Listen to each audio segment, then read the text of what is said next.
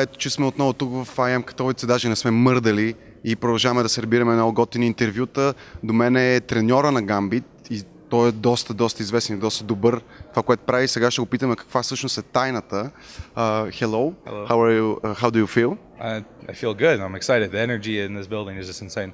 Yeah, and your boys are gonna play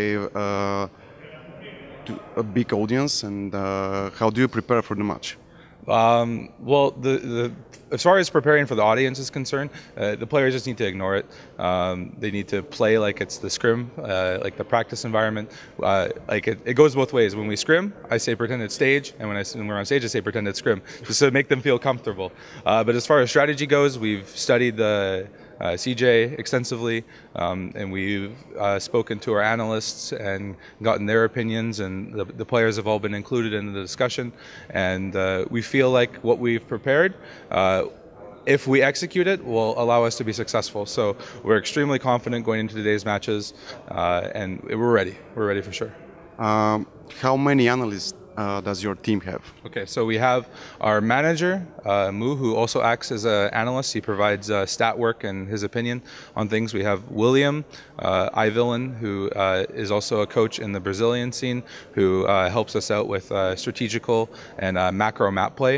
And of course myself, I help with decision making, communication, and just overall team cohesion. And then we have multiple analysts, I guess freelance analysts from Twitter, like Eplish, who help us with opponent review, and if there's like a person who's specialized in a region, we ask them for help when we face those regions. So our support staff is pretty extensive, I think.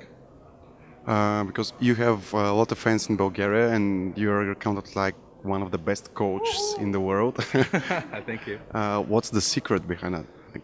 The secret behind League of Legends coaching is just allowing the players to grow. So I'm not coming in and enforcing pick and bans. I'm not saying do this, do this, do this. What I like to do is I like to ask them for their opinion, and so I take everyone's opinion and I collaborate it together.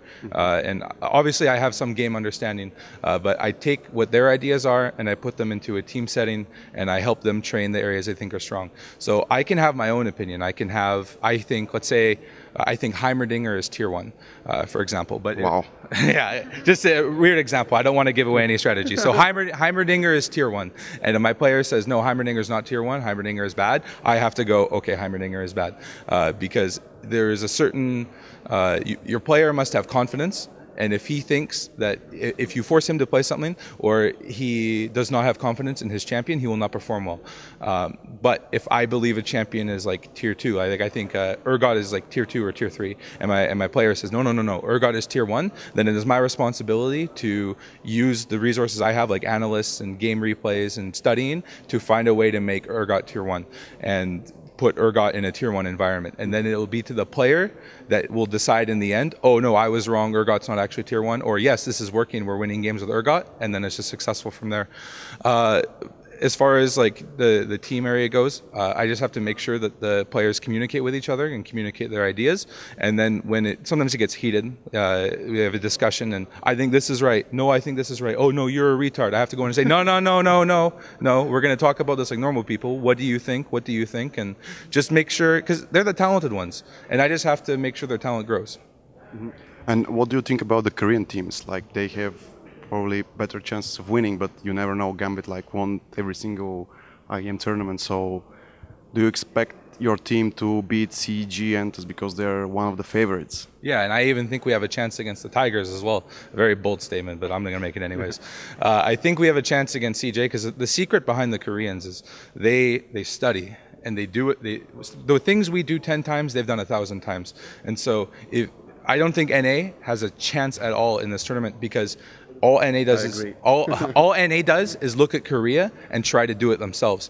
But how can you imitate something and then be the person that invented it. You can't, because they know things about it that they haven't even shown you. So the way to beat the Korean teams is to show them something that they haven't seen, play in a way that they haven't been in the situation before, and you have to throw them for a loop because they're playing from the top down. They know, okay, we're going to do this, then this, then this, and if they do this, we do this, and have it all lined up. But if we throw them a curveball, they have to start thinking on their feet. And when you have to think on your feet, that is when you make mistakes. So we're aware of the idea of that, and we've prepared accordingly. And I think we have a legitimate shot at winning this tournament because of those reasons.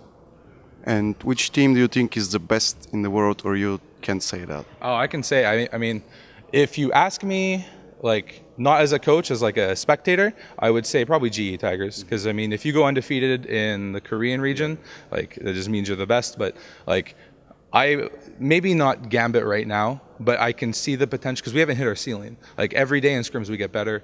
We have the two veterans in Diamond and Edward who help in leadership with the younger players, and the younger players they haven't hit their skill ceiling yet. Like, they are so good, and I haven't even helped with their individual play as much as I could. And so I'm sure as we keep improving, and every mistake we make we fix, I think Gambit can be the best team in the league by the end of the year. But yeah, for now, GE Tigers. They're no one can argue that. An opinion on Faker? I think I was quoted when I was we were talking before a match at the studio, and we were having a discussion about mid lane champions, and someone said Faker played it, and I was like, I don't give a shit about Faker. I think Faker's a good player. Obviously, he plays assassins really well. He has a great understanding of the game, but I'm not freaking out over Faker. Like, he's just another player. To kind of touch on that, it's like when I face opponents, I don't check their names. I just check their stats. I check their skills. So. Like, I don't get intimidated. So if, like, for whatever reason, like, we played against Faker, it wouldn't matter. Like, we play them the same way we play any other team. But yeah, he's good. Just so you know, you just proved the rumors that you're a mastermind, and my head is blown away.